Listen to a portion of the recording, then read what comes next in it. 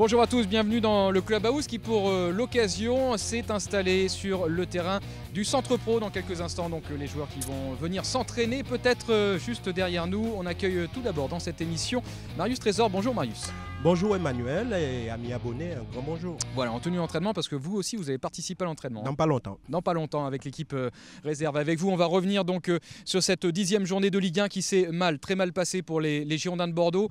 Analyse un peu générale pour commencer Marius. Quels sont les enseignements à tirer de cette défaite ? Mais que pour l'instant, les Girondins se retrouvent premiers relégables. C'est déjà le premier enseignement qu'on peut tirer après ce match catastrophique des Girondins. Mais je dirais aussi, là encore, on va dire que je suis toujours sur leur dos. Mais quand on voit ce qui s'est passé au cours de ce match, dès la 11e minute, Moulungi qui amène le ballon de la main, tout le monde le voit, sauf l'arbitre central et le juge de touche qui est quand même très bien placé.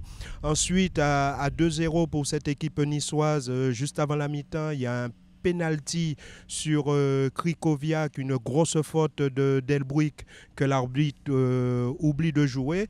Et le troisième but, les trois joueurs sont en position de hors-jeu et les arbitres accordent quand même le but. Mais je dirais, en plus de ça, c'est que cette équipe girondine s'est montrée très loin d'une équipe qui a envie de se sortir de ce mauvais classement. On va essayer de reprendre peut-être but par but. Le premier but, il arrive côté droit, sur le côté de Grégor Krikoviak, qui était donc aligné au poste d'arrière droit pour l'occasion. Et du côté aussi de Vujanin Savic, qui était là titulaire pour la première fois de la saison. Est-ce qu'on peut dire que c'était un pari peut-être manqué de Francis Gillot ? Mais on va pas aller jusque-là, parce que quand on regarde bien Krikoviak, pour un garçon qui n'avait jamais joué arrière droit, il a quand même apporté beaucoup dans son couloir droit. Bon, en ce qui concerne Vujanin Savic, il ne faut pas oublier qu'il était en sélection mais qu'il n'a pas joué. Peut-être aussi le manque d'automatisme, parce que là encore, il a fallu tout changer avec l'absence de Landry Guémot qui a l'habitude d'être devant la défense. Il y a aussi la suspension de Marc Planus. Donc, par rapport à l'équipe de Montpellier, c'était encore une défense new look. Donc, les automatismes, on l'a vu, n'étaient pas là. Que ce soit sur le premier but où on voit c'est Krikoviak qui dégage ce ballon, oui. Mais je crois qu'il glisse. Donc, les autres sont remontés. Le temps que lui remonte, il empêche Moulungi d'être en position de hors-jeu. Mais ça, on ne peut pas le lui reprocher parce que ce garçon n'a pas l'habitude des automatismes de ce poste. En plus, quelque chose, le deuxième but aussi est très, à mon sens, évitable, parce que sur un dégagement du gardien, on s'aperçoit que nos deux centraux, au lieu qu'il y en ait un qui monte sur l'attaquant niçois Guéguié, tous les deux recule, ça permet au garçon de contrôler le ballon et de faire ce qu'il a envie après.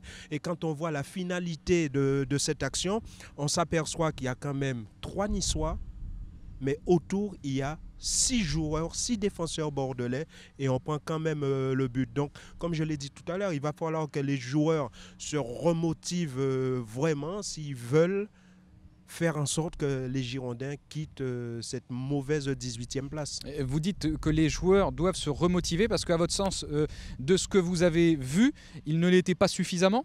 Mais vous savez, ce matin, j'étais avec Patrick Battiston, on regardait l'entraînement de l'équipe professionnelle, étant donné que nos joueurs avaient footing.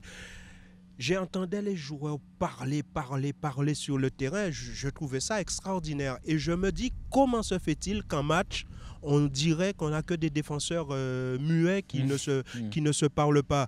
Donc, je ne sais pas, j'ai parlé de motivation, mais quand on voit la façon dont les Niçois qui étaient derrière nous ont joué ce match, on sent qu'il y a une équipe qui joue vraiment sa peau et l'autre qui est là parce qu'il faut être. Donc, je pense qu'il y a une remobilisation générale dans l'état d'esprit, dans la façon d'aborder les matchs de la part des joueurs girondins s'ils veulent éviter que le club coule.